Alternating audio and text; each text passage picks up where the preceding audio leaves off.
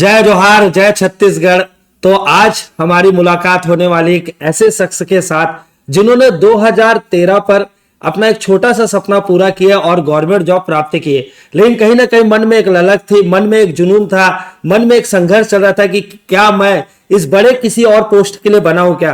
धीरे धीरे उनकी जर्नी स्टार्ट हुई और 2019 से पहली बार सपना देखे कि मैं सीजीपीएससी में कभी एक बड़े रैंक का अधिकारी भी बन सकता हूं।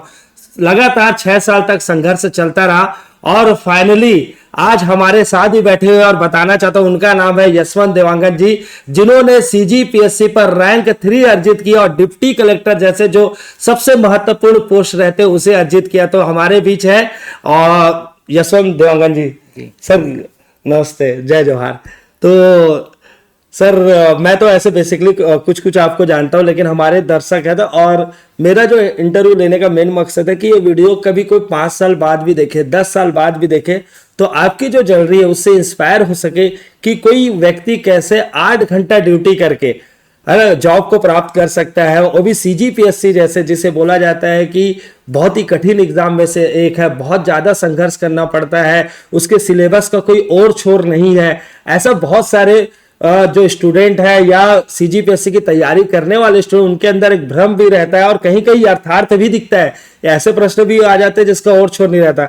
तो बस मैं ये चाहता हूं जितने भी स्टूडेंट हैं इस वीडियो को पूरा लास्ट तक देखना और यशवंत जो हमारे बीच है, यशवंत सर जी, उनके जर्नी को समझेंगे भी और उन्होंने कैसे इस सफलता को अचीव किया, कैसे टाइम को मैनेज किया, प्री की तैयारी कैसे की, मेंस की तैयारी कैसे की, इंटरव्यू की तैयारी कैसे की, ये सारा बात हम लोग जानेंगे। तो फिर से एक रिक्वेस्ट है, वीडियो को लास्ट तक आप जरूर देखना।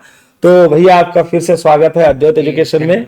और ऐसे मैं मतलब सर ही बोलना चाहता हूँ, लेकिन हमारा कुछ कनेक्शन है कि मैं मुंह से भैया भी निकल जा रहा है। और तो यशवंत सर जी, मैं ये बोलना चाहता हूँ कि और सबसे पहले बच्चों के लिए पूछना भी चाहता हूँ कि आप कहाँ थे जब आपको ये सूचना मिली कि आप रैंक 3 अर्जित किया और डिप्टी कलेक्टर बन चुके हैं।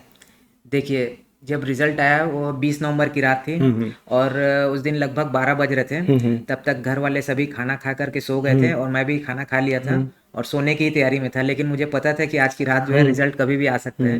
तो मैं अपने बेड में ही था, लेकिन मैं रिजल्ट का वेट कर रहा था। और अचानक फिर देखा पीडीएफ आ गया है। तो पहले लगा कि सुबह तक वेट कर लूं क्या अभी खोलूं या ना खोलूं, लेकिन मुझसे रह नहीं गया। तो फिर मैंने रात को ही खोला और देखा कि सबसे पहले कहाँ पर है मेरा नाम। तो मैंने टॉप से चेक किया, 3rd नंबर में मेरा नाम मिला मुझे। अरे बाप रे। तो बस ये बोलना चाहता हूँ कि जैसे मैं अपना पर्सनली भी बता रहा हूँ कि मेरा ऐसा खुद मानना है कि जो टॉप 5 जो रहते हैं उनकी प्लानिंग कुछ अलग रहती है, उनका जुनून कुछ अलग रहता है ना। बाकी कई लोग ये भी बोलते हैं कि शुरुआत के कुछ बच्चों का नहीं भी हुआ, इंटरव्यू तक गए भी, लेकिन उनकी तैयारी बस थोड़ी सी कमी रही होगी। जी तो जी। आपको यकीन था कि आप टॉप 5 में आ सकते हैं पेपर जाने के बाद। देखिए, अब मैं मेरे जैसे और भी लोग हैं जो लोग, हर कोई चाहता है कि टॉप में ही आए, और मुझे भी लगता था कि मेरा टॉप में आ जाएगा करके, क्योंकि इस बार मैंने तैयारी जो है पहले की अपेक्षा बहुत ज़्यादा की थी। और पहले जो मैंने गलतियां की थी वो सारी गलतियों को मैंने सुधारा भी था। तो मुझे इतना तो यकीन था कि कहीं ना कहीं कुछ अच्छा होने वाला है, लेकिन परफेक्टली यही रैंक मिल जाएगा इतना तो नहीं था। लेकिन इतना आइडिया जरूर था कि मुझे अच्छा कुछ मिलने वाला मतलब है। इस बार मैं ये पूछना चाहता हूँ, यहाँ पे एक वर्ड आपने यूज किया कि गलतियों को सुधारा कैसे जाए। ये सबसे बड़ा प्रश्न है कि गलती को सुधारते कैसे, और अपनी गलती, क्योंकि लोगों को अपनी गलती तो दिखती नहीं है, सच्चाई यही है। तो आपको अपनी खुद पर कमी कैसे निकाले, क्या गलती थी उसके बारे में थोड़ा सा बताइए। देखिए, मेरे जैसे ही सभी लोग, सभी एस्पिरेंट जो हैं, सभी इंसान हैं और गलतियां करना हमारी फितरत है। तो हम गलतियां करेंगे ही करेंगे। और गलतियां हम लोग कर रहे हैं, लेकिन हमें जो है ना, सबसे पहले हमारी गलतियों को हमको एक्सेप्ट करना है कि हम कहाँ पर गलती कर रहे हैं। क्योंकि क्या होता है कि हम जब टॉपर से अपनी कॉपी जब मैच करते हैं तो हम लोग बोलते हैं कि नहीं, ये टॉपर्स भी तो वही लिखा है, मैं भी वही लिखा हूँ। तो यहाँ पर अगर हम लोग इस टाइप का चीजें अगर लेकर चलेंगे तो हम अपनी गलती आइडेंटिफाई नहीं कर पाएंगे। हमको सबसे पहले जो है ना, टॉपर्स की कॉपी और अपने कॉपी में देखना है कि क्यों उसको सेम क्वेश्चन के लिए ज्यादा नंबर मिले हैं, मुझे क्यों कम नंबर मिले। उस चीज को अगर हम लोग पकड़ लिए और उस चीज को अगर सुधार लिए तो डेफिनेटली आप अच्छा कर सकते हैं। अच्छा, तो वही आपका क्या प्रोसेस था गलतियां पकड़ने का, मतलब जस्ट लाइक जैसे एक रहता है कि मॉक लगाते थे, या कैसे आप पता चलता था कि इसमें आप देखिए थोड़ा वीक है। देखिए, मैं प्री तो कई बार निकाल चुका था, काफी बार मेंस भी लिख चुका था, इंटरव्यू भी दिया हूँ एक बार। तो मेरे गलती जो होता था, क्या होता था कि मैं मतलब जैसे कि पेपर 4, तो साइंस के पेपर में मैथ्स वाला पोर्शन है, क्योंकि मैं मैथ्स बैकग्राउंड से था तो थोड़ा और ओवर कॉन्फिडेंट होना लाजमी है, सभी के साथ हो ही जाता है। तो मेरे साथ भी यही होता था कि मैं मैथ्स में ध्यान नहीं देता था, मैथ्स का प्रॉपर प्रैक्टिस नहीं करता था। तो वहाँ पर जाने के बाद क्या होता था, जो इजी क्वेश्चन है वो भी मैं डील नहीं कर पाता था। तो वहाँ पर कम से कम मेरे 20-25 नंबर तो ऐसे ही कम हो जाते थे मैथ्स के।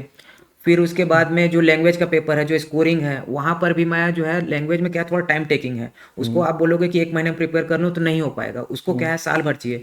तो उसको मैंने जो है लंबे टाइम तक उसको प्रिपरेशन किया। ऐसा करके जो छोटी छोटी जो गलतियाँ थी, जहाँ पर मेरा जो है नंबर कम हो रहा था, जहाँ पर मैं लीड ले सकता था, उन सारी चीज़ों को मैंने आइडेंटिफाई किया और मैंने 1 साल तक पूरा ये जो है एक माइंड मैप बना कर रखा था कि मुझे कब क्या कैसे करना है। सारी चीज़ें मैं जो है ना 1 साल का स्ट्रेटेजी पहले से बना कर रखा अरे था, बाप रे। तभी मैं चीज़ कर पाया। नहीं, सही बात है। तो बच्चे पूरा ध्यान से देखते भी रहिए इंटरव्यू को, और आप नोट डाउन भी करते रहिए। और पहला चीज ये है कि हमारा जो इंटरव्यू एकदम अनफिल्टर है, कोई क्वेश्चन को सोचा नहीं गया। इसीलिए आप देखना कि लोग शुरुआत से मम्मी पापा के बारे में पूछते हैं, लेकिन हम लोग कहीं से भी चालू कर रहे हैं। लेकिन आप देखेंगे कि आपको सारा कंटेंट मिलेगा जो आपके लिए बहुत ही फायदेमंद रहेगा। तो बस आगे हम लोग बात के सिलसिले को आगे बढ़ाते हैं, बट एक छोटा सा डाउट है कि जैसे अभी मैं देख रहा था कि जो जितने भी टॉपर हैं, और मतलब मैं तो समझता हूँ बच्चे के मन में क्या रहता है वो बताना चाहता हूँ। हम लोग टीचर हम समझते हैं कि हमको जो भी सिलेक्शन पा रहे हैं वो बच्चों के आज के डेट में एक प्रेरणा स्रोत बन चुके हैं और बहुत बड़े मार्गदर्शक बन चुके रहते हैं। तो उनको जहाँ बुलाया जाता है तो उनको लगता है कि मेरी जो प्लानिंग है मैं शेयर करना चाहता हूँ करके वो चले जाते हैं। लेकिन एक दुविधा रहती है, पढ़े कहाँ से, मतलब तो आप इस बारे में कुछ बोलना चाहते हैं? बच्चों के मन में ये भी आता है कि अगर एग्जाम्पल है कि यशवंत सर जी 3rd रैंक रहा है, और बिलासपुर में भी, रायपुर में भी, दुर्ग में भी, भिलाई में अलग अलग कोचिंग इंस्टीट्यूट में दिख रहे हैं, तो उनके मन में दुविधा रहती है। तो ये इसके बारे में थोड़ा सा बताइए। तो बहुत ही अच्छा सवाल किया आपने। मैं भी इस बारे में बोलना चाहता था कि लोगों को बहुत सारा डाउट होता है कि ये बहुत सारे कोचिंग इंस्टीट्यूट में जा रहे हैं टॉपर्स, तो एक्चुअल में कहाँ पढ़े हैं करके। तो जैसे कि मैं अपने बारे में बताना चाहूँगा कि मैं जो है उत्कर्ष क्लासेस था, आदरणीय बलराज सर हैं, वहाँ उनके साथ पढ़ा हूँ मैं। और उसके अलावा भी और भी बहुत सारे टीचर्स हैं जिनका मार्गदर्शन मेरे को मिला हुआ है। बहुत सारी जगह मैं टेस्ट सीरीज भी दिया हूँ।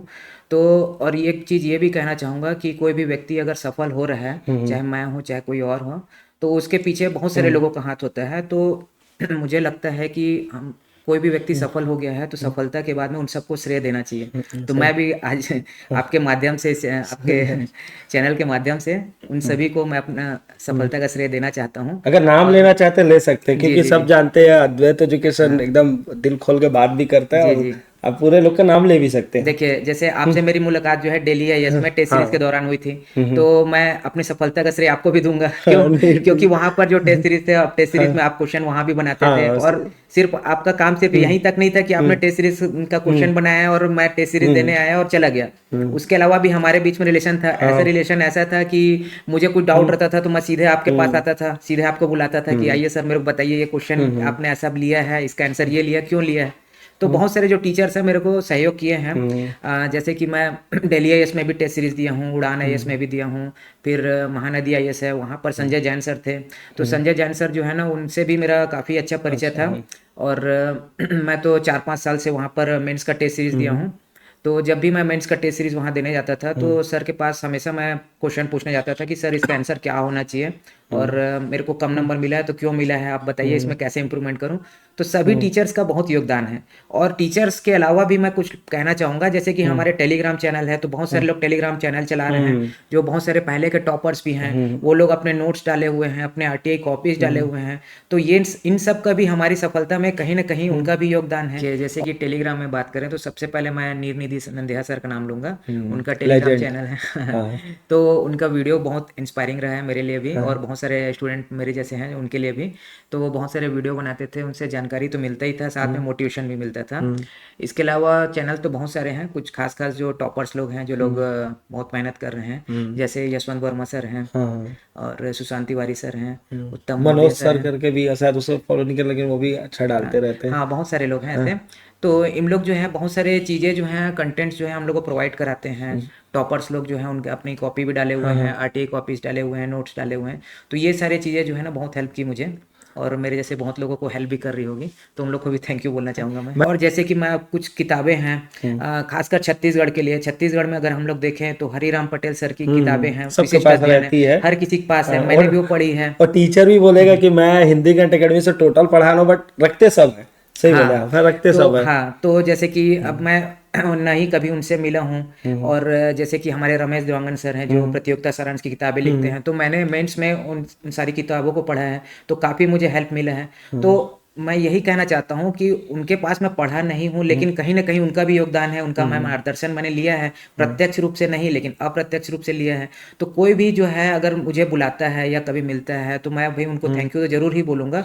और अगर बुलाता है तो जाना भी चाहिए, सभी टॉपर्स को जाना चाहिए और मुझे भी जाना चाहिए। तो बच्चे जो है ना इस चीज में भ्रमित ना हो कि ये कहाँ से पढ़ा है। नहीं नहीं तो सही बात इसीलिए जो है सारे टॉपर्स जो है सभी जगह दिखते हैं, कहीं ना कहीं सभी का योगदान होता है और सभी का मैं तो बहुत ज़्यादा थैंकफुल भी हूँ उन सबके लिए। नहीं नहीं सही है। और पूरी बात में मैं छोटी सी बात क्लियर करना चाहता हूँ, और मेरे से बहुत बड़ा मिस्टेक भी हो गया था। वो मिस्टेक क्या था कि जब प्री में इनका बहुत अच्छा नंबर ला रहा था, और ऐसे दिल्ली आईएएस 2-3 बार टेस्ट कराता है, कुछ बिलासपुर सेंट्राइज रहता है। मैं तो खुद दिल्ली आईएएस का भी थैंकफुल हूँ कि मैं बहुत जगह और पढ़ाया, लेकिन वहाँ मैंने बहुत कुछ सीखा और मेरे मतलब बहुत कुछ मुझे भी सीखने मिला एज ए टीचर। तो वहाँ पे जब सीजी का क्वेश्चन मेरे को लगता था कि मैं बहुत ही टफ क्वेश्चन बना रहा हूँ या जो भी इंस्ट्रक्शन आते तो उस हिसाब से, लेकिन भैया का नंबर इतना अच्छा आता था तो मैं धोखे से एक बार बोल भी दिया था, भैया आपका प्री इतना अच्छा है। अब देखो किसी के बारे में नहीं जानते तो थोड़ा लगता है ना कि पहले लगता है जॉब ही मिल जाए। तो मेरे को भ्रम ये हो गया था कि भिलाई स्टील प्लांट में ठेका श्रम, मतलब उसमें ठेके के अंदर इंजीनियर या कुछ है करके। तो मैं बोला कि आप व्यापम वाला क्यों नहीं देते भैया, फिर बताया कि ऑलरेडी मैं मतलब ऐसे पोस्ट में जिससे मेरे सीनियर सर का भी सपोर्ट है, तभी मैं एक पेपर देने भी आ जाता हूँ, कुछ पढ़ाई भी कर लेता हूँ। ठीक है, नाम मत बताइए बट उनको भी थैंक यू बोल दीजिए। जी जी बिल्कुल। हाँ, जैसे मैंने बताया ना कि एक सफल व्यक्ति के पीछे बहुत सारे लोगों का हाथ होता है। तो मेरा जो भिलाई स्टील प्लांट है, मेरे जो साथ में जो लोग काम करने वाले कलीग्स हैं, उन सब का सहयोग तो मेरे। आप लोग 5 लोग जो आते थे एकदम 5 पांडव टाइप से, तो दोस्त लोगों के बारे में बताइए कि वो सब बीएसपी के ही दोस्त थे वो जी लोग। जी वो सारे जो है ना मेरे बीएसपी के दोस्त हैं। तो जैसे कि त्रिभुवन है, हाँ हाँ और उसके बाद नंदू है, हाँ लच्छित है और एक छत्तू भैया है। हाँ तो हाँ हम लोग सब बीएसपी में सारे एक साथ काम करते हैं। और मैं जो है सीजीपीएससी की तैयारी चालू करने से पहले इन्हीं लोग को ही देख करके आया कि इन लोग भी कोचिंग कर रहे हैं, इन लोग भी तैयारी कर रहे अरे हैं। तो बाप रे। हाँ, तो उन्हीं लोग को देख के इनके पीछे आया। और एक अच्छा हम लोग का ग्रुप था डिस्कशन करने के लिए भी, और बहुत सारी चीज़ें उनसे भी सीखने के लिए मिली मुझे। और किसी कारणवश अभी सफल नहीं हुए हैं, लेकिन वो लोग भी प्रयास कर रहे हैं और मुझे पूरे यकीन है कि वो लोग भी सफल होंगे करके। और मतलब हाँ और एक चीज़ और बताना चाहूँगा कि हाँ हाँ जैसे कि मेरे फ्रेंड लोग हैं, उन लोग का मतलब मोटिवेशन बहुत मायने भी रखता है। जैसे कि मैं उन लोग को फ़ोन भी करता था तो वो लोग मेरे को यही बोलते थे कि भाई तेरा तो होने ही वाला है। उन लोग तो सीधा मेरे को बोलते थे, ओ भाई डिप्टी कलेक्टर, ऐसे ही मतलब जब मेरा सिलेक्शन नहीं हुआ था तभी वो लोग मेरे को बोलते थे। तो कभी भी वो लोग अभी चिढ़ाने के पर्पज से नहीं बोले, वो लोग हमेशा मोटिवेट करते थे मुझे।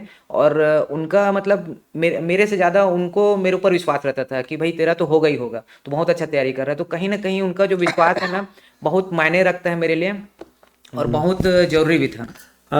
सर जैसे आपके दोस्त लोग बताते थे कि डिप्टी कलेक्टर से नीचे आप पोस्ट नहीं लेंगे, इसमें सच्चाई था कि बनाया हुआ बात था?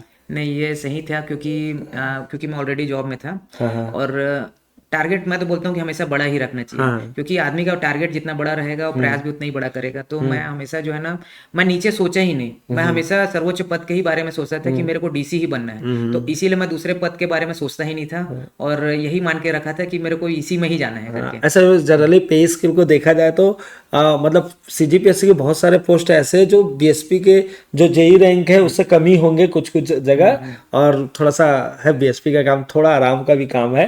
तो इस हिसाब से बोलेंगे, लेकिन सर के जो दोस्त लोग वो 100% बोलते थे कि डीसी के अलावा कुछ पोस्ट नहीं लेंगे। और सही बात है, मुझे ऐसा लगता है ये बहुत मायने रखते हैं कि कोई आपके मेहनत को देखकर ये बोलते हैं आप डीसी के लायक हो, नायब तैसे इतना बोलना भी काफी रहता है मेरे हिसाब से तैयारी के दौरान। सच बता रहा हूँ कि शुरुआती दौर से इनका मतलब नाम ऐसा हो गया था हमारे सारे सेंटर पे और बहुत अच्छा परफॉर्म कर रहे थे। बट फिर जब वहां भी गए थे भिलाई वाले में तो सर से मेरा संपर्क हुआ तो पूछ रहे थे सर आप नहीं है, तो मैंने फिर सर को बताया कि नहीं सर मैं अद्वैत एजुकेशन में आ गया हूँ।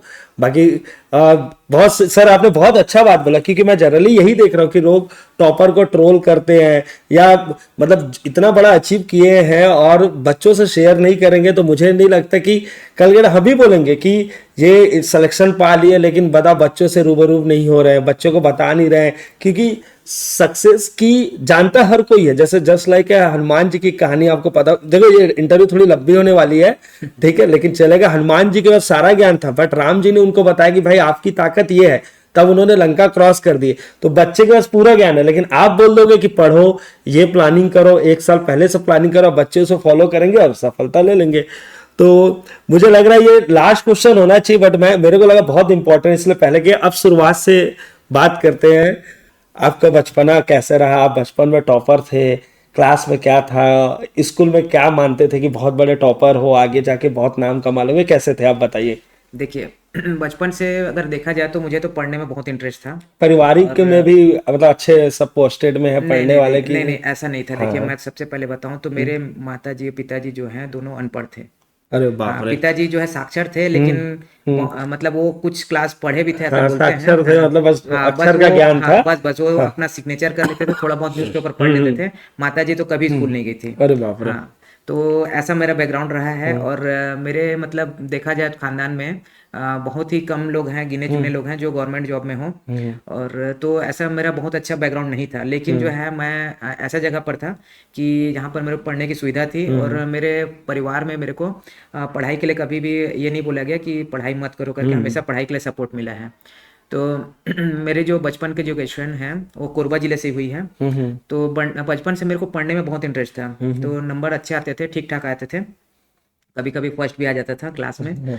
तो फिर उसके बाद जब मैं 11वीं 12वीं में था तो उस समय थोड़ा सा पढ़ाई में वीक हो गया था। पढ़ाई में वीक इसलिए हो गया था क्योंकि घर की कंडीशन अच्छी नहीं थी। घर की कंडीशन अच्छी इसलिए नहीं थी क्योंकि पिताजी जो है बीमार चल रहे थे, घर की आर्थिक स्थिति अच्छी नहीं थी। और जब मैं 12वीं कक्षा में था तो उनका देहांत भी हो गया। अरे तो बाप मेरा रे। 11वीं 12वीं कक्षा में जो है मार्क्स बहुत कम आए हैं, ले दे के पास हूँ ऐसा कंडीशन हो गया था। क्योंकि मेरे पढ़ाई से मूड हट गया था। और मुझे ऐसा लगने लग गया था कि अब 12वीं कक्षा के बाद मुझे पढ़ने का मौका नहीं मिलेगा घर की स्थिति देखते हुए, और मुझे जाकर के काम करना पड़ेगा। लेकिन ऐसा नहीं हुआ क्योंकि मेरे बड़े भैया लोग थे, उन लोगों ने घर को संभाला और मुझे एक उम्मीद दी कि नहीं अपनी पढ़ाई जारी रखो। तो यहाँ पर मैं ये देखता हूँ कि वही मैं वहाँ पर भी वही था 11वीं 12वीं में, और उसके बाद भी वही था। तो 11वीं 12वीं में जहाँ मैं पास नहीं हो पा रहा था और जहाँ मैं कॉलेज में आया या फिर इधर आगे जो भी मैंने तैयारी की वहां पर मैंने टॉप कर लिया। तो ऐसा क्या हो गया कि भाई मैं एक तरफ फेल भी हो रहा हूँ, मैं वही व्यक्ति हूँ, और हाँ। अभी मैं जो टॉप भी कर रहा हूँ। तो यहाँ पर मुझे ये लगता है कि ये जो मोटिवेशन जो फैक्टर है ये बहुत बड़ी चीज है। क्योंकि मैं वहां पर डिमोटिवेट हो गया था कि मेरे पास आगे कोई लक्ष्य नहीं है, मैं पढ़ाई करके क्या करूंगा। तो इसलिए मैं पढ़ना ही नहीं चाहता था, तो मैं इसीलिए फेल होने की कंडीशन में था। और जब मेरे को आगे जब मोटिवेशन मिला, मुझे कोई लक्ष्य मिला कि भाई मैं आगे जीवन में कुछ कर सकता हूँ, कुछ बन सकता हूँ, तो मैं टॉप भी करने लगा। तो वही मैं कहना चाहता हूँ कि क्षमता जो है, प्रतिभा जो है हर किसी व्यक्ति में होती है। आपके भी भीतर में वो प्रतिभा है, जरूरत है उसे पहचानने की। बस आप उसे पहचानिए और मेहनत करिए, सफलता जरूर मिलेगी। और ये कॉलेज कहाँ, कोरबा में हुआ जी अपना? जी जी। तो कॉलेज जो है ना कोरबा में मैं क्योंकि पिताजी जो है 12वीं कक्षा में खत्म हो गए थे, तो मैं आगे इंजीनियरिंग नहीं कर पाया। तो मैंने इंजीनियरिंग में डिप्लोमा किया। हाँ। तो डिप्लोमा किया मैंने, तो कोरबा पॉलिटेक्निक से ही इलेक्ट्रिकल इंजीनियरिंग में मैंने डिप्लोमा किया था। और उसके बाद फिर मैंने जो ग्रेजुएशन जो है ग्रेजुएशन मैंने आर्ट से किया, और काम करते हुए काम के दौरान ही किया मैंने। मतलब 2013 से फिर आपकी जो भिलाई स्टील प्लांट में जर्नी स्टार्ट हो गई। हाँ, फिर उसके बाद जो है 2013 में मैं डिप्लोमा के बेस में यहाँ पर भिलाई स्टील प्लांट में ज्वाइन किया। आपको लग रहा होगा ये सब जानना जरूरी है क्या? तो 100% जानना जरूरी है। क्या होता है, किसी भी व्यक्ति जो सामने दिख रहे हैं तो उसके पीछे का उनकी मानसिकता क्या, उनका बैकग्राउंड क्या है, ये जानना बहुत जरूरी, जिससे ये समझ में आता है कि किन कठिन परिस्थितियों पर भी, ठीक है, पीएससी पर 3rd रैंक कैसे अर्जित किया जा सकता है। अभी तो ये शुरुआत ही है। और मुझे लग रहा है 2013 में जॉब करने के बाद आपकी, मुझे तो पता आपकी शादी हो गई, बट दर्शक भी जानना चाहते हैं कि 8 घंटे की ड्यूटी के बाद 4 से 5 घंटा तो फैमिली को भी देना पड़ता है, वाइफ है, बच्चे हैं, उसको कैसे मैनेज किए ये जरूर बताइए। क्योंकि शादीशुदा लोग शादी होते ही हिम्मत हार जाते हैं और अपने सपने को, चाहे वो लड़की हो चाहे लड़का हो, है ना, अपने सपने को एकदम सीमित कर देते हैं। ठीक, तो मैं चाहता हूँ कि उन दर्शकों के लिए बताइए कि आपने कैसे मैनेज किया इसको। देखिए इसके लिए तो मैं यही कहूंगा कि हमको लगता है कि कोई चीज़ जो है ना कठिन है या इम्पॉसिबल है, लेकिन मुझे लगता है कि दुनिया में कोई भी चीज़ इम्पॉसिबल नहीं है। कठिन जरूर हो सकता है लेकिन इम्पॉसिबल नहीं हो सकता है। तो हमको जो है ना सिर्फ चाहना है कि मैं ये काम करना चाहता हूँ। तो यहाँ पर ना जैसे कि मेरे पास यही प्रॉब्लम था कि मेरी शादी हो चुकी थी, मेरा जॉब था। तो ये शादी चीज़ कब हुई? ना शादी मेरा 2014 में हुआ था। 2014? अरे बाप रे, मतलब 2013 में जॉब और 2014 में शादी कर लिए। उसके बाद 5 साल के बाद सोचे कि सीजीपीएससी का एग्जाम देना हुआ। ठीक है सर। तो देखिए कोई भी जो चीज होती है ना उसके मतलब दुनिया में कोई भी चीज है उसके दो साइड तो जरूर होते हैं, एक पॉजिटिव होता है एक नेगेटिव होता है। तो नेगेटिव साइड हमको पहले दिखता है। तो मुझे भी यही हुआ एक आम आदमी की तरह कि मैंने देखा कि भाई मैं तो जॉब में हूँ, मेरी शादी भी हो चुकी है, मेरे पास तो टाइम नहीं है, तो मैं कहाँ से तैयारी करूँ। तो मैं जो है कम से कम ना 6 महीने साल भर तो अपना सोचने में ही बिता दिया कि मैं तैयारी करूँ करूँ नहीं या ना करूँ, करूँ। कर पाऊंगा नहीं कर पाऊंगा, सोचते ही रह गया। तो वो सोचने का समय जो है ना वो ऐसे ही निकल गया मेरा। तो अब फिर उसके बाद मेरे को समझ में आया कि नहीं भाई कि मैं इस जॉब में हूँ, मेरी शादी हो चुकी है, तो इसके सिर्फ नेगेटिव ही नहीं पॉजिटिव साइड भी है। तो जब मैंने पॉजिटिव साइड को देखा तब मुझे समझ में आया कि भाई यही जिस चीज़ को मैं अपनी वीकनेस समझ रहा था वो मेरी वीकनेस नहीं, वही मेरी स्ट्रेंथ है। जैसे कि मैं जॉब में हूँ, तो जॉब में हूँ ठीक है, थोड़ा समय कम मिल रहा है, लेकिन मैं इकोनॉमिकली स्टेबल हूँ। हाँ। मेरे को घर से पैसे मांगने की जरूरत नहीं कि मुझे कोचिंग करना है। मैं सेल्फ डिपेंड हूँ, अपने खुद से डिसीजन ले सकता हूँ। मेरे को कहाँ पर टेस्ट सीरीज जाना है, कौन सी किताबें खरीदनी है, मुझे किसी से पूछने की जरूरत नहीं है। फिर सबसे बड़ा चीज जो होता है वो ताने सुनने पड़ते हैं घर से सही बात कि है। लड़का 4 साल 5 साल हो गया पीएचडी की तैयारी कर रहा है। वो चीज सुनने के लिए कोई बोलने के लिए नहीं रहा है। भाई मैं तो ऑलरेडी गवर्नमेंट जॉब में हूँ, वेल सेटल्ड हूँ, तो कोई बोलने वाला भी नहीं है। सही बात तो है। ये एक पॉजिटिव साइड दिखा मेरे को। और वाइफ भी आपका जॉब देखकर शादी की, ये नहीं सोची कि ये डीसी बनेंगे तो शादी की, तो आज ये भी एक टेंशन रहता है। सही बात है, समाज में रह रहे तो शादी ब्याह का। हाँ, तो जॉब का ये सबसे बड़ा फायदा दिखा मेरे को। फिर उसके बाद में एक चीज और है जॉब में कि जो बेरोजगार लोग हैं उन लोग के पास में ऑप्शन बहुत सारे होते हैं। जैसे कि आप बोले कि आप व्यापार को क्यों नहीं तैयारी करते हो, लेकिन मैं आपको क्या बोला था कि भाई मेरा वो लक्ष्य नहीं है। हाँ सही तो बात है। जो बेरोजगार होते हैं उनके पास लक्ष्य बहुत सारे होते हैं, तो लोग डिस्ट्रैक्ट हो जाते हैं। मैं तो गलती भी माना, फिर अभी आज भी मान रहा हूँ, उस दिन भी आना। तो अब देखिए, अब मेरे पास जो है ना, मेरे पास ऑलरेडी गवर्नमेंट जॉब है, तो मैं क्यों 10 जगह पर अपना प्रयास सही करूं। बात है। मेरे पास सिर्फ मेरा एक ही लक्ष्य था, तो मैं एक ही लक्ष्य था तो और कंसंट्रेट होकर के अपना प्रयास को एक ही दिशा में ले गया। तो ये जो है ना बहुत बड़ा मेरे लिए पॉजिटिव साइड हुआ। उसके बाद में अगर फैमिली की बात करूं तो फैमिली जो है ना आपका मतलब मेरे लिए खास करके मेरे लिए बैकबोन के काम किया फैमिली मेरी। तो क्योंकि मेन इफोर्ट तो उन्हीं लोग का था, उन लोग का साथ ही था। जैसे कि अब हम लोग को थैंक यू बोलना चाहते हैं मम्मी जी, जी। पापा वाइफ का, ऐसे बिल्कुल, तो बिल्कुल। बोले ही होंगे घर में, हाँ। लेकिन कभी कभी हम लोग सामने नहीं बोल पाते। जी, जी। तो पापा पिताजी का आशीर्वाद ही रहा होगा, बड़े पिताजी भाई का बिल्कुल इसमें, आशीर्वाद था। है ना। हाँ, बड़े भाई का सपोर्ट था, मेरी बड़ी बहन है उनका भी था, मेरी वाइफ है, बच्चे हैं, सभी का सबका सपोर्ट था, रिलेटिव्स फ्रेंड सभी लोग का सपोर्ट रहा है। तो देखिए, अगर आपको मोटिवेशन की ज़रूरत हो तो आप जो है किसी दोस्त के पास जाएंगे, किसी गुरुजी के पास जाएंगे, वो मोटिवेशन मेरे को घर ही में मिल जाता था।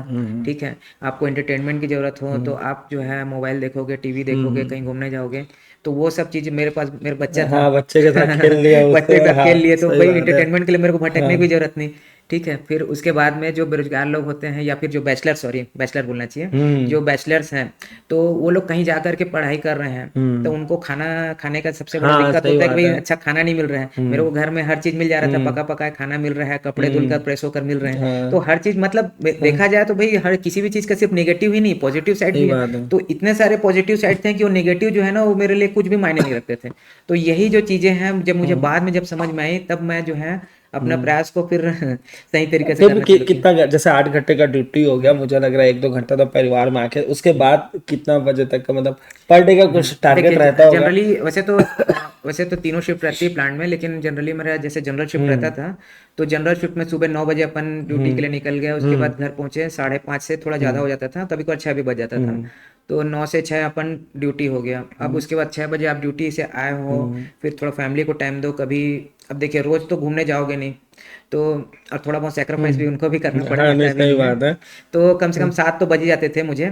तो 7 बजे तक के मैं थोड़ा फ्रेश हो लिया, थोड़ा एक्सरसाइज कर लिया, योगा कर लिया, चाय कॉफ़ी पी लिया, ये सब करते 7 बज जाते थे। फिर 7 बजे से मैं 9 बजे तक 2 घंटे पढ़ लिया। 2 घंटे पढ़ने के बाद में अपना डिनर किए। अब डिनर करने के बाद में 10 साढ़े 10 कभी कभी 11 बजे फिर बैठता था, फिर 11 से 1 बजे तक ऐसा पढ़ता था, और कभी जरूरत पड़ती थी तो 1:30-2 बजे तक भी पढ़ता था। नहीं तो 3-4 घंटे तो मैं निकाल ही लेता था, और सुबह भी अगर ना मैं जल्दी उठ गया तो 1 आध घंटा सुबह पढ़ लिया, ऐसा रहता था। नहीं, सही बात है। और देखो जितने भी जो मैरिड हैं, कई बार मैं आपको एक दोस्त को, इसको स्पेशली नाम मेंशन नहीं करूंगा, बट लोको पायलट बन चुका है 7 साल से, हर बार मेरे से मिलता है, भाई सीजीपीएससी का तैयारी, पहले सीजीपीएससी का करता था, फिर लोको पायलट बना। कल भी उससे मुलाकात हुई, कल भी बोला पीएससी की तैयारी कहाँ से कैसे चालू करूं।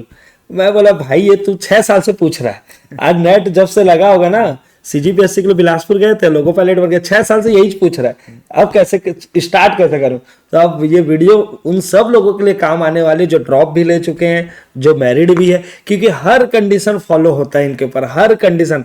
पढ़ने का समय नहीं है तो ये भी कंडीशन फॉलो हो रहा है। तो मुझे ऐसा लग रहा है बहुत ही आदर्श वाला एक इंटरव्यू होने वाला है। अभी तो ये शुरुआत है, और फिर से बता रहे हम लोग समय वमय की बाध्यता नहीं रखते, जब बात होती तो थोड़ा खुल के होती है, ठीक। तो ये तो शुरुआत है। पहली बार क्लिक मतलब आपको 2019 के आसपास सीखी है कि डीसी हाँ, बनना है करके, जी ऐसा जी कुछ? जी। देखिए क्या है, इससे पहले भी 2019 से पहले भी मेरे दिमाग में आ चुका था चीज कि ना यहाँ पर मैं आगे भी कुछ कर सकता हूँ, हाँ मेरे को सीजीपीएससी में जाना चाहिए करके। तो लेकिन वही मैं जैसे बताया कि 6 महीना साल भर मैं सोचता ही रहा, कि तो सोचता ही रहा, लेकिन जो है मैं डिसीजन नहीं ले पा रहा था कि मेरे को इस फील्ड में सही में आना क्योंकि चाहिए और मैं आप कर इंजीनियरिंग पाऊंगा। करके अपना आगे भी इस फील्ड में भी जा सकते थे, हाँ, यही भी बन सकते जी थे। जी हाँ जी। तो फिर 2019 में क्या हुआ कि हमारे जो अभी वर्तमान में जो वित्त मंत्री हैं श्री ओपी चौधरी जी, तो उनका आगमन भिलाई शहर में हुआ, और मैं गया भी उनके कार्यक्रम में देखने के लिए, और उनका जो लेक्चर हमारे था। आशीष कमेटी एक भाई है हाँ हाँ, शायद, जी जी हाँ जी जी अपने ही जी। भाई भी है, कोचिंग भी चलाते हैं। उनके यहाँ पहली बार भिलाई में जी आगमन जी हुआ था, और मैं तो जा नहीं पाया था, ऐसे इनविटेशन मुझे भी आया था। अभी कोचिंग चलाते हैं, हाँ तो समझ तो गया, मैं उन्हीं हाँ, तो उसी अगर प्रोग्राम वो में आए थे।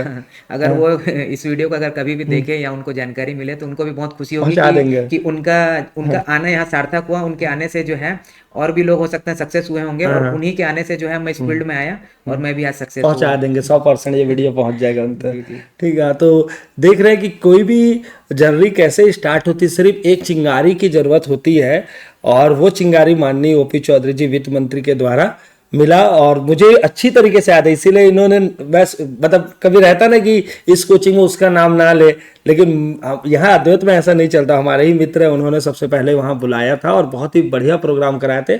जब फिर उसके बाद सरकार मतलब वो जॉब छोड़ भी दिए, फिर चुनाव लड़े, फिर अभी पूरा छत्तीसगढ़ संभाल रहे हैं। पहले एक जिला ही संभालते थे। जी जी जी। आपका भी तो विचार विचार तो नहीं है ऐसा कुछ नेता नहीं के? नहीं आज नहीं, नहीं ना, आज अभी तो वर्तमान में तो नहीं है। वर्तमान में नहीं है, हाँ नहीं, आजकल पूछना जरूरी रहता है, क्योंकि बहुत सारे छत्तीसगढ़ का स्पेशली बहुत ट्रैक रिकॉर्ड रहा कि बहुत सारे ऑफिसर है जो इस फील्ड में भी जाके है ना बहुत अच्छा नाम कमाया है। माननीय अजीत जोगी जी के बारे में भी बोल सकते हैं, बालोद में भी एक विधायक थे, है ना। तो बहुत सारे लोग ऐसे जो इस फील्ड से आए हुए हैं और बहुत ही अच्छा काम उन्होंने किया। तो इसके बाद जैसे मैं ये बस जानना चाह रहा हूँ कि सफलता का की तो बहुत सारा मंत्र है कि सफल हो गए, लेकिन जब जैसे आपने 19 में दिया, वो प्री शुरू से निकल रहा है कि देखिए 19 में जो है उनका आगमन मुझे याद है अगस्त में हुआ था। हाँ अगस्त में, तो हाँ अगस्त में हुआ था, फिर मतलब मैं सितंबर करीबन से मैंने जो है बलराज सर के पास में कोचिंग के लिए जाना शुरू किया। तो अब मैं जो है अब एक टेक्निकल आदमी नॉन टेक में आएगा तो शुरू में थोड़ा सा समय तो हाँ लगता है। हाँ सही बात तो है। अब जो है मैं जो है सितंबर से ज्वाइन किया और फरवरी में प्री दिया 2020 में। तो पहला प्री दिया तो प्री मेरा क्लियर नहीं हुआ, लेकिन मेरे मार्क्स बहुत अच्छे आए थे। जितना मैंने पढ़ाई किया था उसके अकॉर्डिंग, तो मेरे बहुत अच्छा कॉन्फिडेंस आया कि भाई मैं इतने समय में अगर कर लिया हूँ तो और प्रयास करूंगा तो जरूर कर सकता हूँ। फिर उसके बाद 2020 से 2022 तक के 3 कंटिन्यू मैंने मेंस लिखा। तो इस बीच में बहुत सारे प्रॉब्लम भी आए। तो एक चीज़ है जो मैंने अभी तक किसी को नहीं बताई थी, वो मैं बताना चाहूँगा। हाँ हाँ कोविड का समय आया। हाँ उस कोविड के समय में मैं तो कोविड पॉजिटिव था ही, साथ में मेरे परिवार में बहुत सारे लोग कोविड पॉजिटिव हुए, जिसमें मेरे जीजा जी जो है, मेरे सगे जीजा जी, उनका देहांत हो गया। तो मैं काफ़ी डिप्रेस भी हुआ, हाँ, नर्वस हो गया, है क्योंकि ना। आप बता रहे हो उसके हिसाब हाँ से आपका फैमिली बहुत ही हाँ, क्लोज है, और जी जी जी, मेरी इकलौती बड़ी बहन थी। अच्छा तो जीजा जी का देहांत हो गया।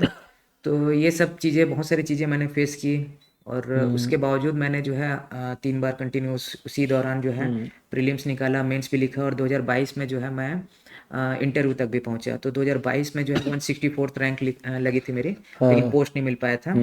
फिर उसके बाद जब आदमी एक बार इंटरव्यू दे देता है तो उसको लगता है कि नहीं अब यहाँ तक पहुँच गया हूँ तो आगे ज़रूर कर सकता हूँ। तो फिर उसी प्रयास में फिर मैं 2023 में लेकिन क्या हुआ कि प्रीलिम्स फेल हो गया। अरे बाप रे। हाँ, थोड़ा सा कुछ गलतियां हो गई मुझसे। हाँ तो 2023 में मैं प्रीलिम्स फेल हो गया। तो जब 2023 में जब मैं प्रीलिम्स फेल हुआ तो मुझे काफ़ी शौक लगा मतलब शौक ऐसा लगा कि एक खौफ हो गया मन में। हाँ, मतलब लगातार आप निकाल रहे हाँ हैं, फिर मेंस कि दे रहे हैं उसके। 3 बार कंटिन्यू जो है मैं प्रीलिम्स क्लियर कर रहा हूँ, मेंस लिख रहा हूँ, इंटरव्यू भी दे दिया हूँ, और यहाँ पर आके मैं प्रीलिम्स रुक गया।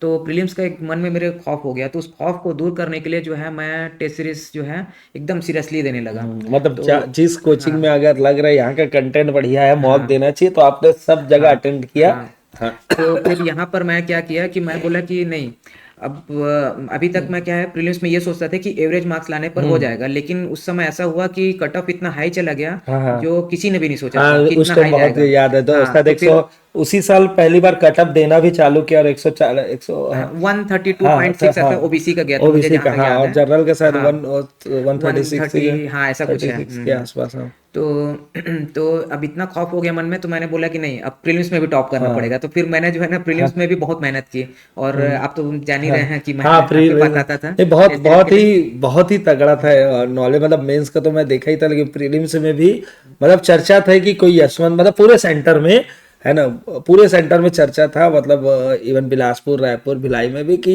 कोई यशवंत नाम का है धुरंधर प्लेयर जो प्री में पूरा हर पेपर में टॉप करते थे मतलब इस टाइप से तो मुझे लग रहा है कि किसी चीज से आपका डर इतना फायदेमंद हो गया कि इतना ज्यादा स्ट्रांग हो गया और पेपर भी इतना ज्यादा मतलब प्री का पेपर इतना वेरी करता है अभी लास्ट ईयर की बात किया जाए तो इतने सारे डिफिकल्ट क्वेश्चन आए थे चाहे वो इंडियन हो या सीजी का भी हो है ना तो लेकिन सही है ये मतलब मैं एक बोलना चाहता हूँ बच्चे भी जानना चाहते हैं ये जैसे बहुत सारे स्टूडेंट मैं देखा हूँ कि हर बार प्री निकालने का मतलब फॉर्मूला कुछ रहता है मतलब कितना पढ़ना है कितना छोड़ देना है नया जैसे कोई नया कॉन्सेप्ट आ गया जैसे अभी मैंने सर को ये बुक गिफ्ट किया हुआ है अब 100% में कुछ ना कुछ कॉन्सेप्ट नया आया होगा और इससे कोई मतलब कोई कोचिंग वाला या कोई टीचर एक क्वेश्चन बना दे रहा है तो आप उसको स्किप करते थे कि सोचते थे मैं इसको पढ़ लूं क्या सोचते थे आप ये थोड़ा देखिए, बताइए अब मैं जो है ना इसमें एकदम रियल और जेन्युइन चीज बताना हाँ चाहूंगा कि नए चीजों के पीछे मैं नहीं भागता था। शुरू में मैं भी ना नए नए चीजों के पीछे भागा करता था, लेकिन उससे क्या दिक्कत होता था, उससे दिक्कत ये होता था कि जो हमारा बेसिक है हाँ वो छूट जाता था। तो मैं क्या करता था कि एक हमारा जो बेसिक किताब है आप या फिर नोट्स है आप उसको रखिए, बार जो बार नए पढ़ते हाँ उसी को ही आप बार बार पढ़िए। आपके पास कोई नया कंटेंट आ रहा है तो उस कंटेंट को आप उसमें पुट अप करिए। ये नहीं कि आपने ये किताब ली है फिर आप ये भी किताब पढ़ रहे हैं फिर ये भी किताब पढ़ रहे हैं, तो इतनी सारी किताबें अगर एक साथ पढ़ेंगे तो आप जो है उस चीज को अपने दिमाग में एक साथ नहीं बैठा पाएंगे। तो सबसे अच्छा चीज ये है कि आप एक ही किताब रखिए या एक नोट्स रखिए और बाकी किताबें भी पढ़िए, जो नई चीजें मिल रही हैं उसको भी लीजिए साथ में और उसको उसी नोट्स में ऐड ऑन कर लीजिए, या आपके पास जो भी बुक है उसी में ही कहीं पर लिख लीजिए। मतलब मेरे को भी यही लगता है यही बेसिक फॉर्मूला है जैसा आप लगता होगा कि पहले से कोई नायब तहसीलदार है यार इतना ड्यूटी कर रहा है अभी ऐसा यार में बिजी भी होगा धान खरीदी में बिजी होगा फिर भी कैसे प्री निकाले और हम तो लाइब्रेरी में बैठ रहे हैं 14 घंटे पढ़ रहे हैं ठीक है नहीं निकाल रहे तो कहीं ना कहीं मुझे ऐसा लगता है और सर लोग जिस हिसाब से बता रहे हैं कि आपका कहीं ना कहीं डायरेक्शन गलत है आपको कहीं ना कहीं या तो सीजीपीएससी का जो नब्ज अभी भी आप पकड़ नहीं पाए कभी कभी रहता है ना कुछ प्लेयर रहते हैं जो अच्छे बड़े प्लेयर रहते हैं बट T20 अच्छा नहीं खेलते तो भाई आप नब्ज नहीं पकड़ पाए क्योंकि ये सही है क्योंकि 8-8 10-10 घंटे काम करने के बावजूद कई लोग प्री पे प्री निकालते जा रहे हैं जनरली मेंस या इंटरव्यू के बाद भी रैंक में है ना थोड़ा सा तो ये आपने बहुत अच्छा फैक्टर बताया कि उसी बुक को बार बार पढ़िए कुछ है तो बस नोट डाउन और कीजिए दूसरी इसमें बात क्या है कि ना आपको ना एक एक नंबर के लिए जो है ना मेहनत करना है, एक एक पॉइंट के लिए मेहनत करना है और उस चीज के पीछे भागना है। मतलब क्या होता था कि जैसे कि मैं जब भी टेस्ट सीरीज होता था संडे को अपन तो कोई भी क्वेश्चन मेरे से नहीं बनता था या लगता था मेरे को डाउटफुल लगता था कुछ नया लगता था तो मैं आपके पीछे आता था कि सर बताइए मेरे को करके। सही बात तो है भाई एक एक क्वेश्चन के पीछे मैं सही पढ़ता बात था, है उस एक एक क्वेश्चन के पीछे मैं पढ़ता था तो उस चीज का मेरे को फायदा मिला है। अब अगर मैं वहीं पर उस चीज को छोड़ देता कि नहीं छोड़ो ना, वो हो सकता है गलत ले लिया हो या फिर कुछ ऐसा भी करके ना मैं वो कर देता उसको छोड़ स्किप कर देता। लोग क्या करते हैं टेस्ट सीरीज दिलाते हैं, मार्क्स आ गए, अगर अच्छे आ गए या बुरे आ गए, मेरा 150 भी आता था तो भी मैं देखता था कि नहीं मेरे से 4 लोग आगे हैं तो 4 लोग क्यों आगे हैं, मैं ये चीज देखता था। जब वो कर सकते थे मैं क्यों नहीं कर सकता था, तो मैं वहीं पर फिर मैं ना एनालिसिस करता था उस टेस्ट का कि मैंने क्या गलतियां की है, क्यों मेरे 4 क्वेश्चन हो सकते हैं गलत हुए हैं, तो वो क्यों गलत हुए, मैंने पढ़ा है उसके बाद भी गलत हो रहे हैं। तो ये चीज पे काम करने की जरूरत होती है।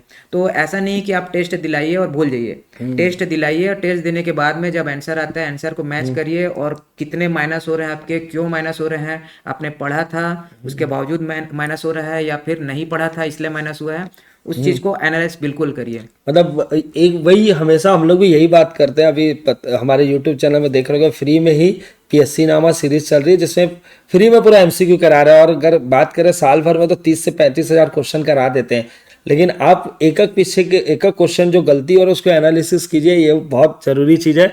और जैसे अभी एक महारिविजन क्लास सर मैं आपको बताना चाहता हूँ लिया था, अब वो महारिविजन का फ्री है लेकिन एप्लीकेशन में उसमें मैं मतलब क्वेश्चन नहीं बन रहा था बच्चों को होमवर्क दिया, अभी बताओ, इतना पढ़ने के बावजूद 12 टॉपिक में उनको होमवर्क दिया, मतलब जो नहीं बन रहे थे, या मतलब आया हुआ क्वेश्चन ही है, मतलब ऐसा नहीं कि वो नहीं आया, मतलब तो वही बता रहे, एक एक क्वेश्चन के पीछे जाएंगे। और सर ने एक बात और बताया कि सब मार्केट में ना बहुत सारे क्वेश्चन फ्लोट होते हैं, फ्लोट हमारे पास भी आते हैं, बस सो रहे हो 12 बजे ना, सर इसका आंसर बता दो। तो अब क्या होता है, वो ग्रुप में ना, जैसे हम लोग भी करते हैं, सब लोग करते हैं कि बहुत कठिन क्वेश्चन रहेगा, लोग ना अपना ढूंढते नहीं, भेज देते ग्रुप में। अब बच्चे ना सोचते रहते हैं, जो स्मार्ट बच्चे रहेगा तो भेज दिया कि आप ढूंढ के बताओ, है ना, लेकिन कई लोग ढूंढते रहते हैं। तो वही मैं बताना चाह रहा हूँ कि कम से कम जो स्टैटिक पोर्शन है, जो हमेशा आता है या आ सकता है, उसके पीछे पूरा एकदम, मतलब एक क्वेश्चन भी गलत नहीं होना चाहिए। हाँ, जो वेरिएबल क्वेश्चन है वो तो छोड़ दीजिए, कभी कभी कुछ क्वेश्चन ऐसे रहता है कि किसी से नहीं बनेगा, ऐसे भी कुछ क्वेश्चन रहता है। तो उन सारे चीजों के पीछे हमको नहीं भागना है। जैसे क्या होता है कि हर बार जो है आप देखोगे, खासकर छत्तीसगढ़ में कुछ ऐसे क्वेश्चन आते हैं जो किसी से नहीं बनते हैं। सही बात तो है। हम लोग उसी को लेकर के बैठे रहते हैं। कुछ लोग ना तुक्का लगाते हैं और लग भी जाते हैं। और उसके लिए अपना वाहवाही भी लेते रहते हैं, मेरा सही हुआ, लेकिन ये देखो उस चक्कर में कितना गलत हुआ। अरे यार, और सर अल्टीमेट आपका सिलेक्शन हुआ कि नहीं, यही सबसे मेन पॉइंट है ना। तो मैं तो लोगों से यही कहूंगा कि जो आपके बेसिक क्वेश्चंस हैं, जितनी चीजें आपके किताबें में दी हुई हैं, आप उतने चीजों को अच्छे से करिए, उसमें से नहीं छूटना चाहिए और गलत नहीं होना चाहिए। क्योंकि वो ऑलरेडी किसी फल का निकला हुआ रस है, आप सोचोगे उस रस में भी कुछ चीज छोड़ देंगे, फिर तो आपका सिलेक्शन कभी नहीं हो पाएगा।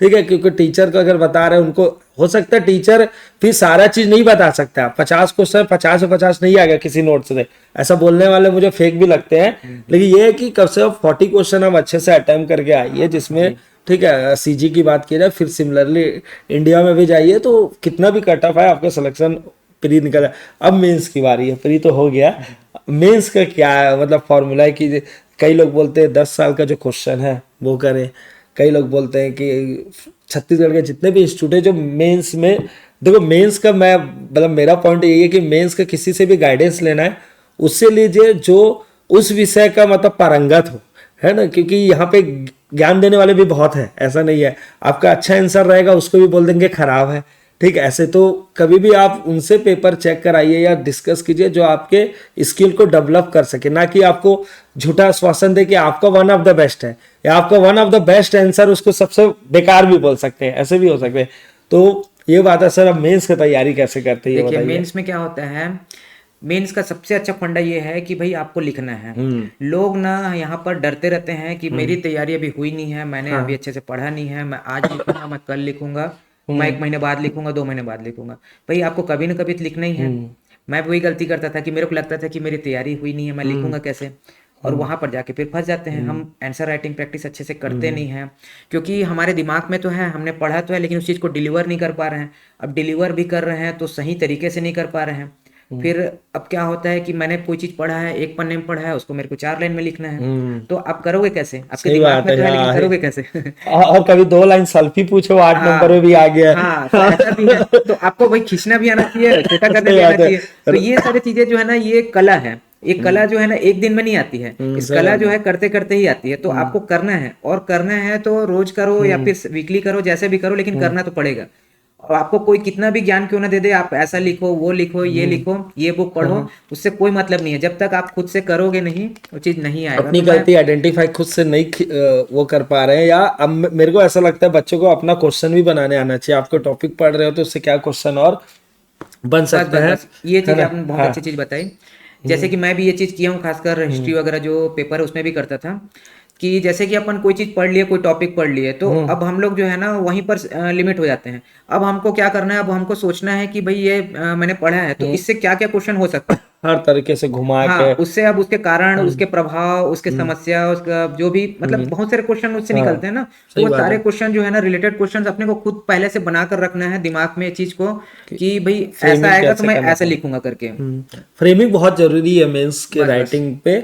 और प्री पर भी सोच सकते हैं, कई बार प्री का पढ़ा हुआ चीज रहता है, लेकिन हम कभी नहीं सोच रहे थे कि इसको ऐसा मैचिंग में हाँ, भी दे बस बस सकता बस। है। और सामने सामने तो सब और ये आंसर सब समझ आ चीजें ना जाता टेस्ट है सीरीज देने से बहुत फायदा होता है कि हमको पहले से वो चीज मिल जाती है, हमको एक्चुअली। कुछ और मेहनत करना नहीं पड़ता है। टेस्ट सीरीज की एक फायदा ये है कि दूसरे के दिमाग से की उपज को भी आप डील कर पा रहे हैं, तब तो आप नया क्वेश्चन डील कर पाएंगे, क्योंकि आप पीवाईक्यू के भरोसे एग्जाम नहीं दे सकते, मतलब मेरा ऐसा मानना है, क्योंकि अब 100 नंबर के अगर क्वेश्चन आ रहे हैं पीएससी में, तो पीवाईक्यू के कितने रहेंगे, मतलब प्रीवियस ईयर क्वेश्चन के बेस या उसके आधार पर 50% या 60% क्वेश्चन रहेंगे।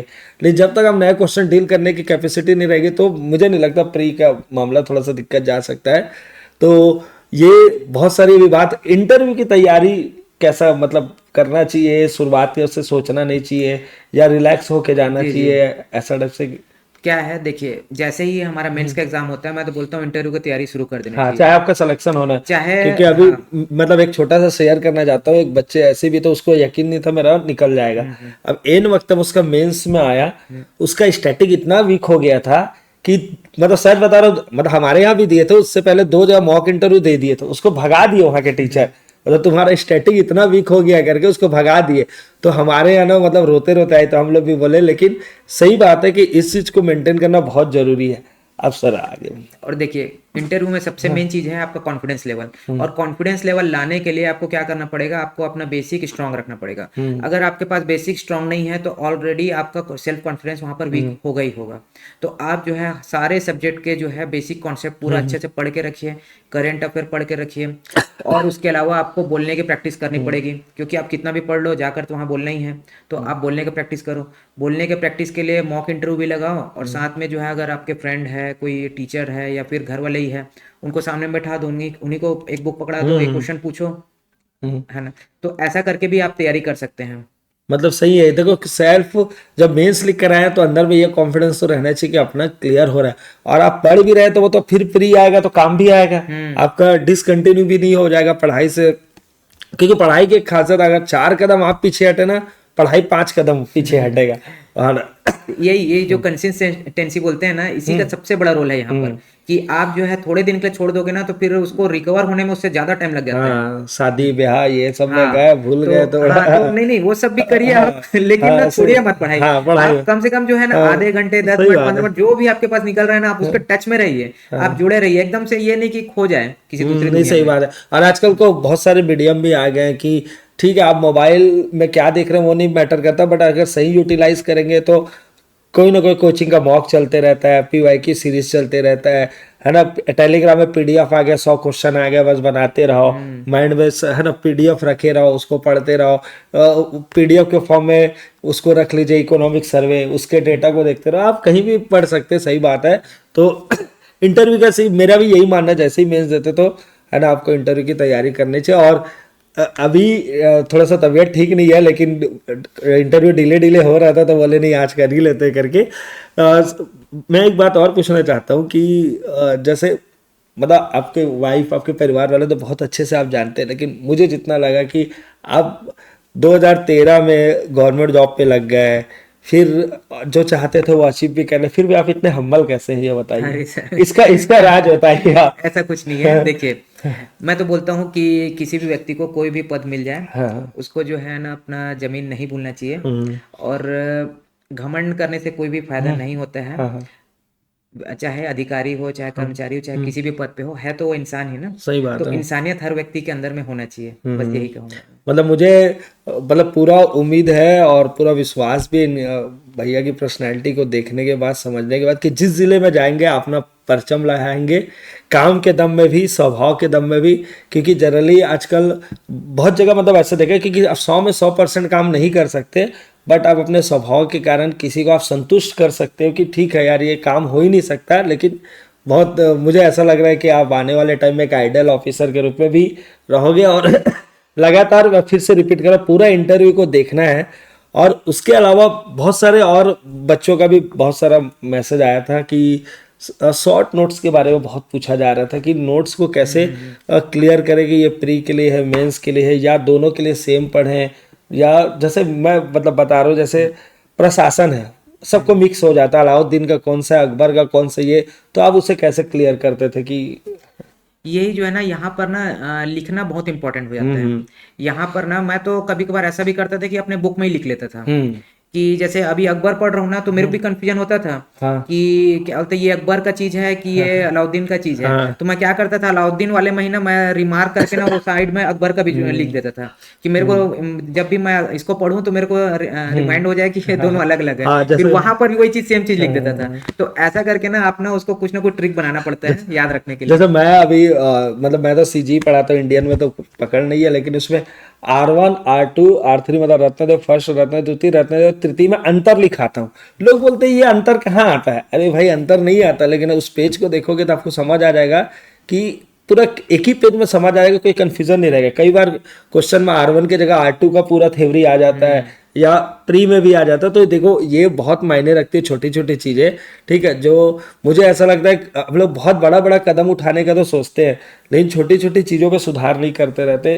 तो इसलिए कारण एग्जाम में हमेशा कंफ्यूजन बना रहता है, और ज्यादा से ज्यादा क्वेश्चन में ए और बी में दोनों में से दो ऑप्शन तो हर बार फंसता ही है। बोलो दो तो नहीं होगा, लेकिन दो ऑप्शन में हर बार फंसोगे आप, अगर अच्छे से पढ़ के नहीं जाओगे या क्लैरिटी नहीं रहेगा।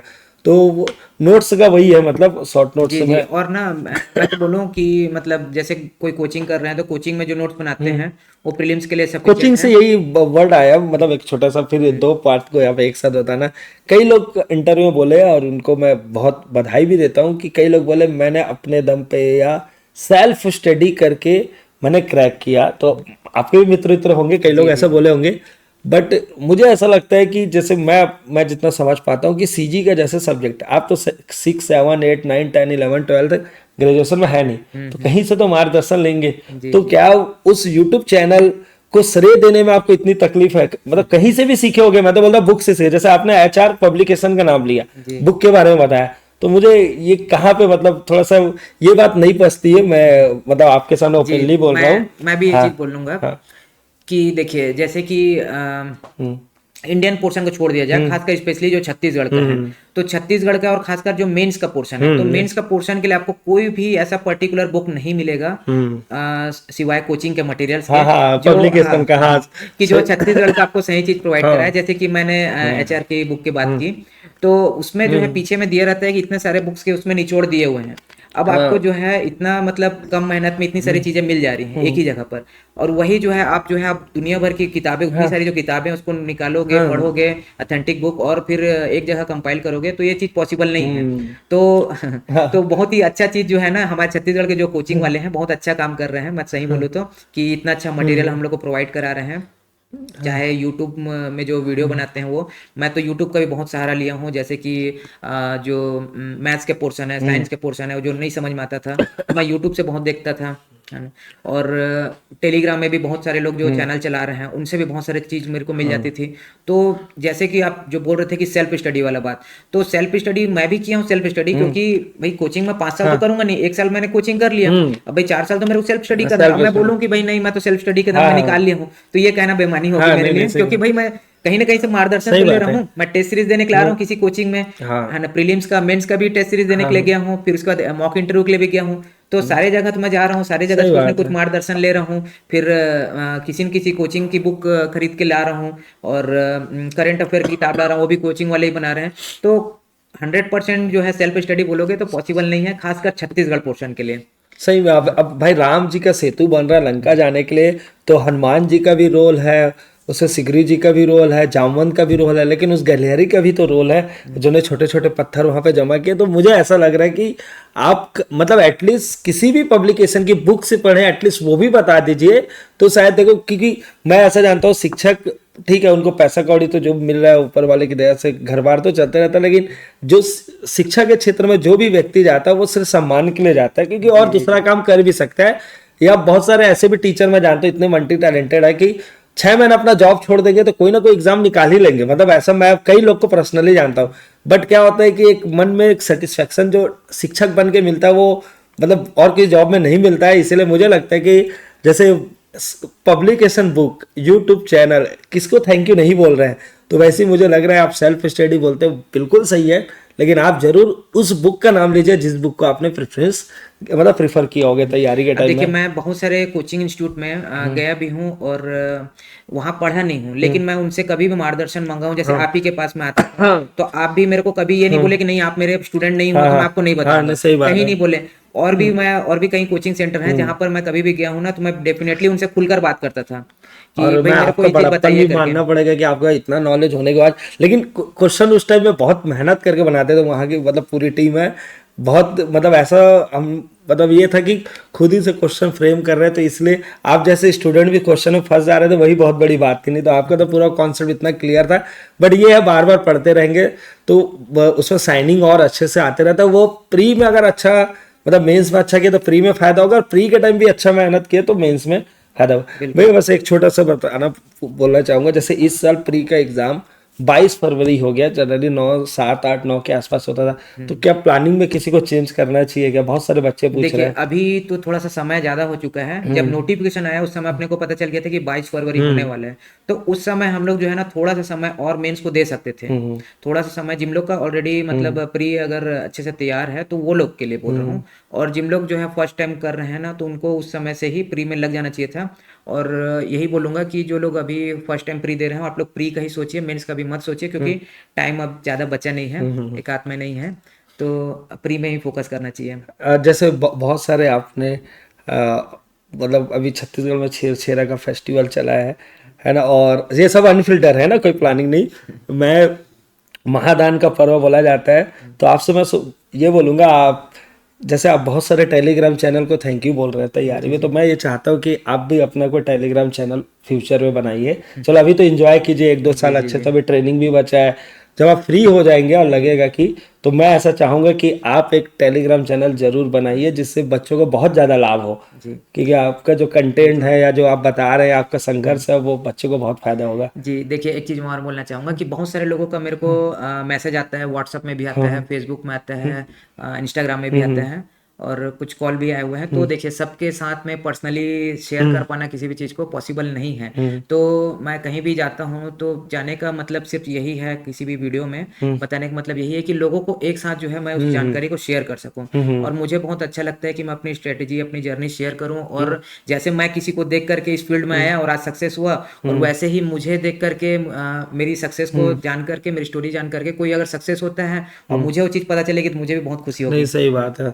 तो फ्यूचर में मतलब बच्चों के सहूलियत के लिए 5 साल 6 साल बिल्कुल के बाद कभी प्लान कीजिए तो। बिल्कुल। मैं जिस भी, मैं ये तो नहीं कहूँगा परफेक्टली कि मैं टेलीग्राम ही चलाऊँ, लेकिन जिस भी प्लेटफॉर्म में मेरे को अगर कभी ऐसा मौका मिला कि मैं अपना कुछ भी मदद कर सकूं तो मैं बिल्कुल करूंगा। हमारे जैसे एप्लीकेशन में अभी तो बहुत लोग, मतलब मैं ऐसा देखा हूँ, कई लोग कंपेयर करने लग जाते हैं, ये क्वेश्चन तो कैसे उसको 2 में मिल गए थे। इसलिए आजकल टॉपर लोग ना अपना नोट्स भी शेयर नहीं कर रहे, क्योंकि बच्चे इतना, मतलब है कुछ नहीं, बोलना नहीं चाहिए है कुछ नहीं, लेकिन इतना एक्स्ट्रा दिमाग भी लगाने लग जाते हैं ना, तो इसलिए बहुत अभी ना टॉपर्स का जो नोट्स है वो थोड़ा कम आने लग गया पहले की अपेक्षा। फिर भी हमारे एप्लीकेशन में बहुत सारे टॉपर्स के नोट फ्री में अवेलेबल है। हम लोग क्या किए सर, 10 साल का जो PYQ है विथ आंसर, प्री का मेंस का एक ही जगह डाल दिया एप्लीकेशन में, और जितने भी व्यापम में, मतलब वो तो मिल जाएगा फ्री में, आप ढूंढोगे तो मिल जाएगा। लेकिन हम लोग क्या किए, उसका मात्र 3 रुपए प्राइस रखे, फ्री इसलिए नहीं रखे, फ्री में थोड़ा सा आदमी ना फिर डिलीट मार देता है। 3 रुपए दिया रहता तो याद, हाँ, तो 3 रुपए उसमें रखे, लेकिन उसी में ना पूरे टॉपर्स का नोट्स और प्री का मेंस का, फिर ऐसा ही है, मतलब जितने पेपर अभी छत्तीसगढ़ में हुए हैं 10 साल में या हो रहे हैं, सबका हम लोग PDF विद आंसर डाल दिए हैं। तो मुझे लगता है इससे फायदा होगा, तो फ्यूचर में बहुत सारा चीज आपको मिलने वाला है। लेकिन ये इंटरव्यू को हम लोग समाप्ति की ओर लेके जा रहे हैं। लास्ट क्वेश्चन मेरा ये, क्योंकि सारा पॉइंट कवर हो चुका है, बस लास्ट क्वेश्चन ये था कि DC के बाद और क्या? देखिए अभी तो मतलब फिलहाल मेरा जो टारगेट था डीसी ही था। अब वैसे तो जीवन कभी समाप्त नहीं होता है, नहीं आपकी जो महत्वाकांक्षा वो समाप्त होती है। तो आगे बढ़ने का चाह तो हमेशा रहेगा ही, बट यूपीएससी के लिए मैं एज जो है क्वालिफाई, मेरा एज अब वो रहा नहीं, तो यूपीएससी तो अभी ट्राई नहीं करूंगा। और बाकी देखते हैं भविष्य में क्या राइटर होता बन है। जाओ, अब इतना अच्छा बोलते भी है, नॉलेज भी है। सही बात है। DC तो सबसे बड़ा पोस्ट होता है, PSC में तो आप कोई पोस्ट बचा नहीं है बोलो, और UPSC के लिए एज चले गया है। जी तो मतलब कुछ ना कुछ और अच्छा, मुझे ऐसा लग रहा है कि 2-3 साल में, लेकिन आप जरूर, आपकी पर्सनैलिटी को देख के समझ आ रहा है कि एक नया टारगेट आप जरूर बनाएंगे, जी चाहे वो किसी भी फील्ड में हो सकता है, हाँ लेकिन नया टारगेट बनाएंगे। और ढेर सारी शुभकामनाएं आपको नए, और आप ऐसे ही कुछ ना कुछ और लक्ष्य निर्धारित करते रहिए और बच्चों को पूरा फायदा होते रहिए। और मैं आपसे फिर से रिक्वेस्ट करूंगा जो भी प्लेटफॉर्म बुला रहे हैं आपको, आप जरूर जाइए। आपको नहीं अंदाजा होगा कि आप कितनी बड़ी शक्ति है, कितने बड़े ऊर्जा के स्रोत है, कितने बड़े आइडल है, क्योंकि उसकी बात एक हम लोग को भी महसूस होती है कि जनरली कोई चीज मतलब जानते सब हैं, है ना, लेकिन अगर कोई व्यक्ति वहां तक पहुंच जाता है तो उनकी बात को लोग बहुत गहराई से लेते हैं। जैसे हमारी मम्मी पापा लोग क्या बोलते हैं, नहीं है डीसी और कुछ तो पढ़ ले रहे, ऐसा बोलते हैं, लेकिन कई बार हम लोग उस बात को नहीं मानते। ठीक है, आपको कोई और भी बोला होगा डीसी बनने, नहीं माने, लेकिन ओपी चौधरी जी की कहानी को सुनकर आप इंस्पायर हो गए। तो मुझे लगता है कि ये इंडिया और इंडिया में रियल स्टोरी से बहुत ज्यादा इंस्पायर होते हैं। तो आपको जितने भी जगह बुलाया जा रहा है या जहां भी बुला रहे हैं, आप जाइए। बच्चों से भी रिक्वेस्ट है, आप ये मत पूछिए कि कहाँ से पढ़े हो, आप रिकमेंड मत कराइए, आप बस प्लानिंग को फॉलो कीजिए। आपको जो सहूलियत लगता है, अगर आप पीजी में रह सकते हैं तो पीजी वाले जगह पे जाइए। आपका आर्थिक स्थिति अच्छी नहीं है तो ऑनलाइन पढ़िए। आपकी स्थिति दोनों के बीच में है तो अपने ही शहर में पढ़िए। आप जहां पढ़ना वहां पढ़िए, अल्टीमेट है कि आप पढ़िए। सर सही बोला। लास्ट पॉइंट और कुछ बोलना चाहते हैं सर, फिर इंटरव्यू को देखिए, समाप्त मैं करते यही हैं। बोलना चाहूँगा कि जैसे कि मैंने पहले भी कहा है कि प्रतिभा हम सबके भीतर होती है, ज़रूरत है उसे पहचानने की, और हमें अपने आप को कभी किसी से कम नहीं समझना चाहिए, क्योंकि हमारे पास भी वही ज्ञान का स्तर है जो दूसरे के पास है। तो हमें ज़रूरत है प्रयास करने की और लक्ष्य के प्रति ईमानदार रहने की, और कंसिस्टेंसी बहुत ज़रूरी है। आप कंसिस्टेंट बने रहिए और छोड़िए मत, बस यही कहना चाहूँगा। तो बहुत बहुत धन्यवाद। और मैंने फिर से रिपीट किया था, आपको पूरा इंटरव्यू देखना है, लास्ट तक आपको हर चीज सीखने को ही मिलेगा। और बहुत ही इनफॉर्मल तरीके से इंटरव्यू लेता है। आप, मैंने जितना भी मेरा इंटरव्यू आप देखोगे किसी भी जो भी टॉपर थे उनके साथ, क्योंकि कोई भी चीज जब प्लानिंग के साथ एकदम बना के लाओ तो वो मजा नहीं आता। ऑन द स्पॉट जो दिल पे बात रहती वो जुबान तक आना चाहिए, और जो प्लानिंग है वो रूबा और सही तरीके से आप सभी के बीच में आना चाहिए। तो आप हमारे साथ बने रहिए, अद्वैत एजुकेशन के साथ बने रहिए, और पूरा हार्ट से बनाकर कमेंट करके, और कुछ भी और प्रश्न होगा वीडियो देखने के बाद भी तो सर यही है, बच्चों के लिए है। अगर कुछ रहा तो आप शॉर्ट वीडियो और कभी बना लेंगे, लेकिन कुछ भी कमेंट रहेगा, ढेर सारा प्यार दीजिए, ढेर सारा कमेंट कीजिए, शेयर भी जहां जहां कर सकते हैं वहां कीजिए, क्योंकि सर को कई लोग पर्सनली भी मैसेज कर रहे हैं, तो एक बार में सारा कंटेंट उनके तक पहुंच जाए। तो मिलते हैं नेक्स्ट वीडियो, जब तक आप सभी अपना और अपनों का खूब ख्याल रखिए। जय हिंद, जय भारत, जय छत्तीसगढ़।